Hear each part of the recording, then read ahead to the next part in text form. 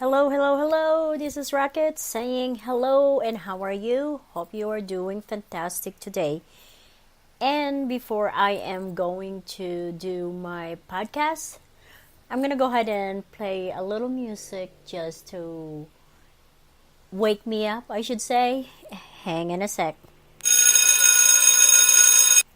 So, what is my podcast for today? How about the monsters fact?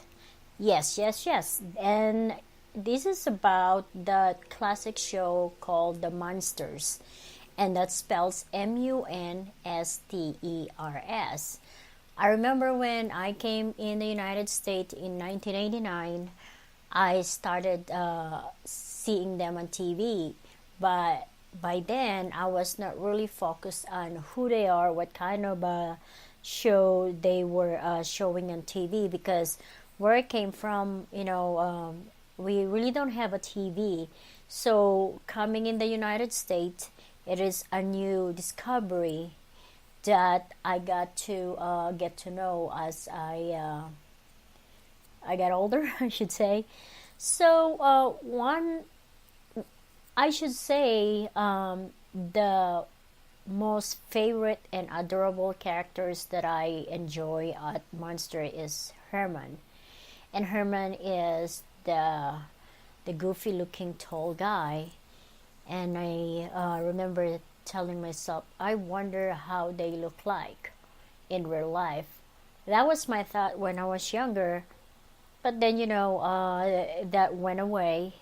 And then recently I started, like I had mentioned, I started doing podcasts, and I said, you know what, maybe it is time to revisit the Monsters show, or the Monsters family, I should say. It's one of those. And that's what I did. So I had my research and I would like to share it to you, the things that I was not aware of, that probably you didn't even know that it happened in the show, although you watched it. So here's one thing that I would like to share. Herman and Grandpa worked together before the Monsters. Herman's his real name is Fred Gwynne as Herman, and Al Lewis is the grandpa. Both of them were starred in Car 54, Where Are You? That was a classic show. A television show which aired from 1961 to 1963. Clearly, the show prepared them to work together on the Monsters, since the relationship between their characters was one of the most liked on the show, and I truly agree with that. I can see their characters together, that they get along. The chemistry they developed working on Car 54, Where Are You? Was known to be apparent on the set of The Monsters.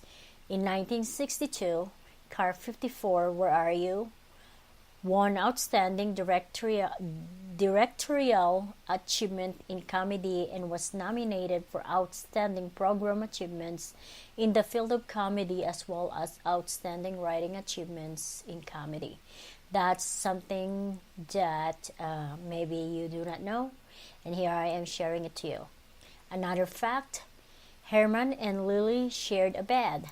That was a big deal way back then. The Beavers would not approve Little Lily Munster and Herman's Munster were doing the Munster Mash in a shared bed.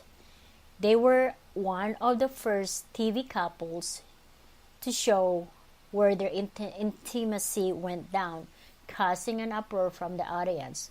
Those little dirty monsters. However, although this was still considered a big deal at the time, it was controversial because the monsters weren't exactly people. This brought up the issue if it was okay or not for animated or non-human characters to share a bed on television. Wow, they really make that such a big deal way back in the 1960s. Another fact, the Munster coach was a Ford Model T. If you had watched an episode where they were driving a car, it was actually coach Ford Model T. The Munster coach was actually designed by Tom Daniel for $200. The show's producer then went on to contact George Barris to build it at Barris Customs. The car began building under Tex Smith but was finished by the shop foreman at the time, Dick Dean. The vehicle was built by adding extra length to a 1926 Ford Model T chassis with a custom hearse body. The vehicle was a massive 18 feet long. I remember those. You need a big car when Herman Munster will be driving around it. It appeared on 20 episodes throughout the series' 2-year run. Yeah, I remember that time when they were driving a big car, and that's what it is. It was actually a Ford Model T. Okay, if you remember, the Dragula required a custom-built coffin, okay? There was an episode where Herman was actually in a drag race, and one thing that I kind of like noticed that was their vehicle will actually look like coffin. So I did a research on that one. Is that all about? And what I found out was it was Grandpa's car, lovingly referred to us as the Dragula, like Dracula, but it was Dragula, was built using a real coffin. Imagine that. The coffin was bought in North Hollywood in secret, since they were not allowed to buy coffins without a death certificate. That's one thing that I learned today. I did not know that. So the coffin was paid in cash and was left outside of the funeral parlor at night so it could be collected by the Barris crew to begin construction of the car. The vehicle was only used in a single episode of the show, but was shown in the end credits for every other episode during the second season. The car was also designed by Tom Daniel, who designed the Munster coach. Okay, in 1954, vampires were banned from comics by the Comics Code Authority, which is not surprising considering the strict codes on any form of entertainment at the time. However, Gold Key Comics wasn't a member of the Comics Code Authority, so they produced 16 issues of a Munster comic from 1965 to 1968. The issue first release even had with photo covers from the series. The first issue of the Munster comic remains one of a Gold Key Comics' most valuable publishing to date. And I have to say, I saw one of them. I just did not know. I just didn't know that they are very, very valuable. So, what else? Okay, did you know that Grandpa was actually younger than his daughter in real life, which means Grandpa is younger than Lily. And among the three, Herman was actually the youngest among. So, are you curious about why it was shot in black and white? Well, here's another fact. One theory as to why the show was filmed in black and white was because the studio was being cheap and didn't want to spend extra money to shoot the series in color. Color television and films were really taking off but required a major equipment upgrade. Some also claim that the studio was afraid that a color version of the show would be too scary for young children. You know what?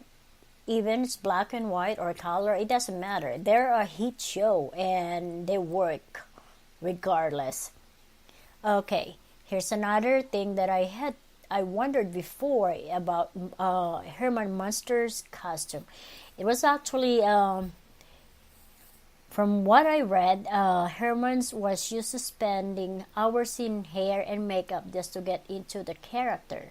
But his costume was so hot that it would cause him to nearly overheat and was known to melt the makeup off his body and face. That is really, really true. And then I know that the house that the Munster was located just down the street from the original home of America's most wholesale family, the Beavers, from the Leave It to the Beaver. The Munster house can be seen today in an episode of Desperate Housewife and Coach. And I remember that there's a die-hard Munster fans, Charles and Sandra McKee of Watachi, Texas, loved the Munsters so much that when they wanted to build their dream home, they built an identical house to the original Munster home. As far as Munster merchandise, they're very, very collectible, but they're very also hard to find. And what's so interesting about it is that while I was reading an article about the Munster, I decided, I'm gonna go to eBay and see if I can see a Munster postcard.